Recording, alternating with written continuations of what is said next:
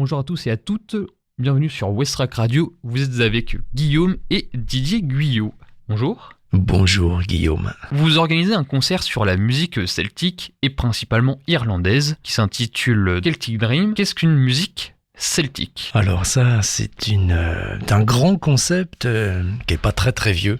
La musique celtique, c'est un concept qui a surtout été formalisé par quelqu'un qui s'appelle Alan Stivell, dont on a fêté le mois dernier, au mois de mars, le cinquantenaire d'un événement incontournable, c'est-à-dire son concert à l'Olympia, où il est devenu du jour au lendemain une vedette non seulement nationale mais internationale.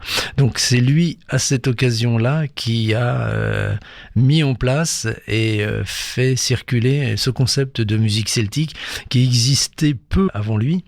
Et donc, dans musique celtique, il a incorporé toutes les musiques cousines des nations celtes, c'est-à-dire la musique bretonne, la musique galloise, écossaise, irlandaise, l'île de Man, et se sont rajoutées après à ça les musiques de Galice et d'Asturie en Espagne, qui sont d'origine celtique également.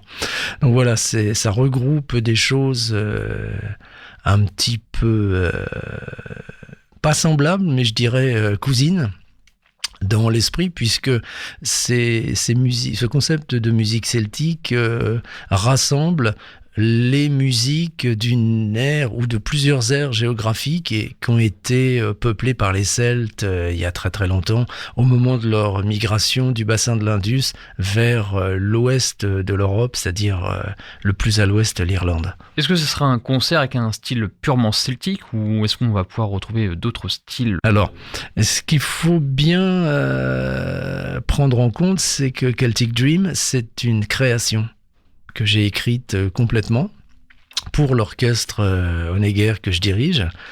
Donc c'est une création inspirée de la tradition, mais c'est pas en tant que telle de la musique traditionnelle.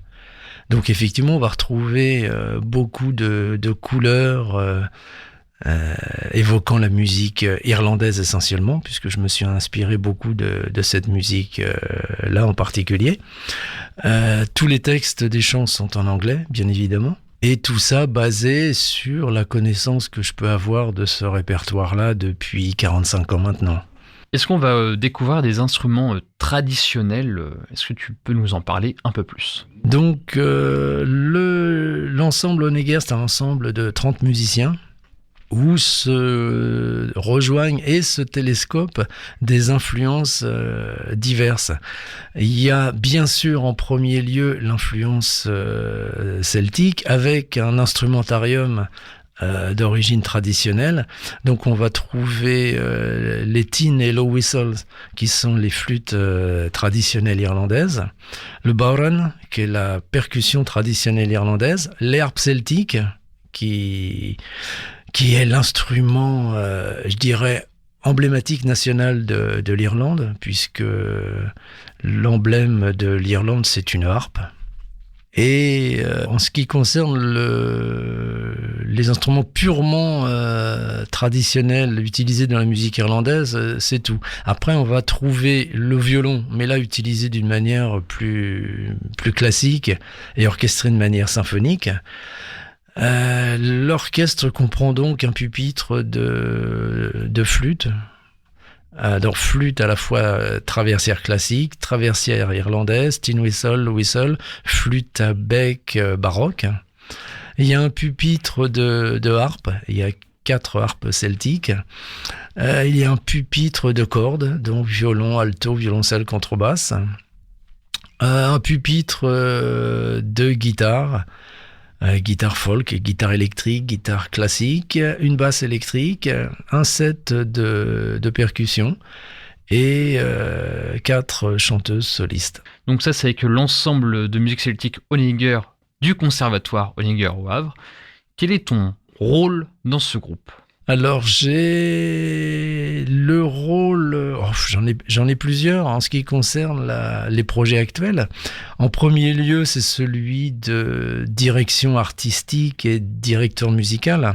de cet ensemble, que donc je fais travailler en répétition de manière hebdomadaire ou bi-hebdomadaire ou même parfois plus en fonction des urgences des projets à venir. Et dans le cadre de Celtic Dream, donc là j'ai un rôle d'auteur, compositeur et d'arrangeur, puisque j'ai écrit toutes les musiques, les textes des chants qui seront présentés pendant ce concert, et j'ai donc écrit toutes les orchestrations pour l'ensemble du groupe, et qui s'apparentent un petit peu à de l'écriture symphonique, puisque j'ai été obligé d'écrire pour les cordes, pour les vents, de manière similaire à ce qui peut exister en musique classique. Est-ce qu'il y aura d'autres groupes qui seront présents en plus de Honegger ? Non, c'est un projet spécifique Honegger. Et ce que je dois dire à cette occasion, c'est que il y a le concert, mais c'est pas uniquement un concert. On travaille 2 jours à l'abbaye de Graville, les 14 et 15 mai, et c'est sous la rubrique d'une résidence artistique. On va être donc le samedi 14 toute la journée en résidence à travailler, donc en répétition qui, je le précise, sont des répétitions publiques qui sont tout à fait accessibles au public. On continuera le dimanche une partie de la journée, la matinée essentiellement, et donc le dimanche après-midi à 15h30, on présentera le concert sur lequel on aura travaillé pendant 1 journée et demie à l'abbaye. Donc ça sera ça à l'abbaye de Graville à 15h30 le dimanche 15 mai. Voilà. Par quel moyen on peut s'inscrire pour accéder au concert ? Alors je pense qu'il n'y a pas d'inscription particulière puisque l'entrée est libre. Bon, alors il faut savoir qu'en général, parce que Honegger a eu l'occasion déjà de jouer 2 fois dans ce cadre merveilleux de l'abbaye de Graville, et par expérience, à chaque fois, c'était trop petit. Les places étaient plus que limitées. Il y aurait eu 2-3 fois la jauge possible, ça aurait été plein, je pense. Donc, l'info est peut-être à demander auprès des musées d'art et d'histoire, justement, de la ville du Havre. Mais je pense que la réponse qui va être faite, c'est d'arriver le plus tôt possible. Donc, ce n'est pas un spectacle payant, donc libre entrée à tout le monde. Voilà, tout à fait. Donc pendant les 2 jours, le samedi toute la journée, l'orchestre sera présent de 10h à 18h en séance de travail avec une coupure sur l'heure de midi. Le public peut tout à fait déambuler dans l'église et venir assister aux répétitions. Et puis donc le lendemain, pareil pour la matinée et le concert l'après-midi et tout ça gratuitement avec l'immense gentillesse des gens du service des musées d'art et d'histoire de la ville du Havre qui nous accueillent avec beaucoup de gentillesse et de bienveillance. Merci à toi pour cette interview, pour ton spectacle Celtic Dream. Guillaume, merci à toi. Au revoir, bonne journée. Au revoir, pareil.